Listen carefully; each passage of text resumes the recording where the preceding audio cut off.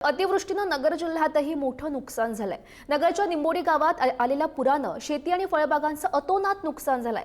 खरं तर काही वर्ष मेहनत करून लेकराप्रमाणे वाढवलेली बाग पुरात नष्ट झाल्यानं शेतकऱ्यांना आता अश्रू अनावर झालेत।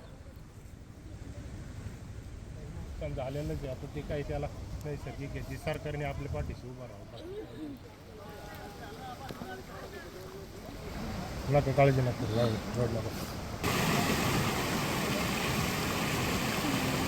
अहिल्यानगर जिल्ह्यामध्ये गेल्या पावसाचा रुद्र अवतार आपल्याला पाहायला मिळत आहे। जिल्ह्यातील अनेक भागात मुसळधार पाऊस झाल्यामुळे अनेक पिके नष्ट झालेली आहेत। आपण सध्या निंबोडी या ठिकाणी आहेत आणि या ठिकाणी जे संत्र्याचं फळबाग होतं, डाळिंबाचं फळबाग होतं, ते पूर्णपणे नष्ट झालेलं आहे। आपल्या सोबत काही शेतकरी, आपण त्यांच्याशी चर्चा करूया।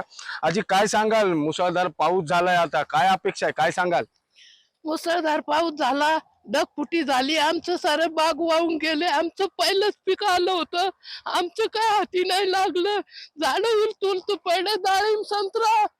आम्ही काय करायचं आता शेतकऱ्यांनी?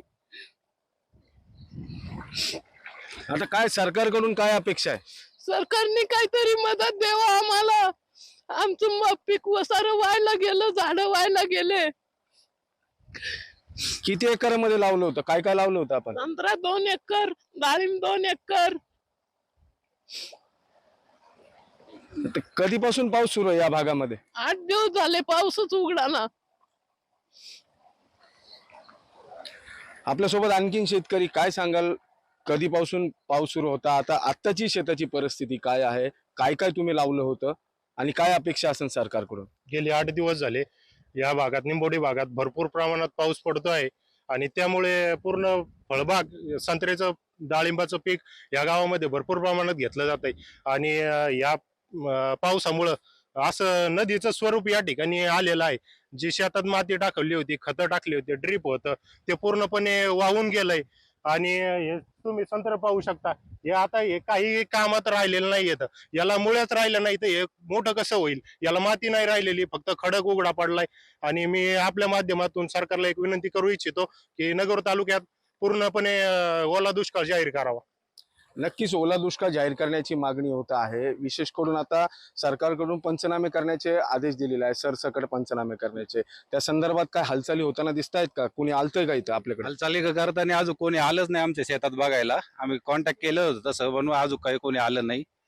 आणि ते असे आमचे फळबागाची यांची नुकसान झालेली, यांनी भरपाई अजून कोणी आलंच नाही इथं बघायला।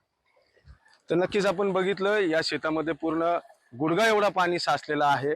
2 दिवस अहिल्यानगर जिल्ह्यामध्ये मुसळधार पाऊस झाला। अक्षरशः ही संत्र्याची फळबाग आहे, डाळिंबाची फळबाग आहे। 4 एकर मध्ये संत्रा आणि डाळिंब लावण्यात आलं होतं। अक्षरशः हा संत्रा आहे, पूर्ण संत्रा गळून पडलेला आहे आणि त्यामुळे शेतकऱ्यांचं मोठ्या प्रमाणावर नुकसान झालेलं आहे।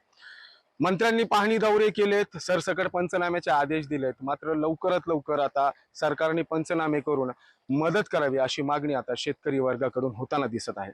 उमेर सय्यद, पुढारी न्यूज, अहिल्यानगर।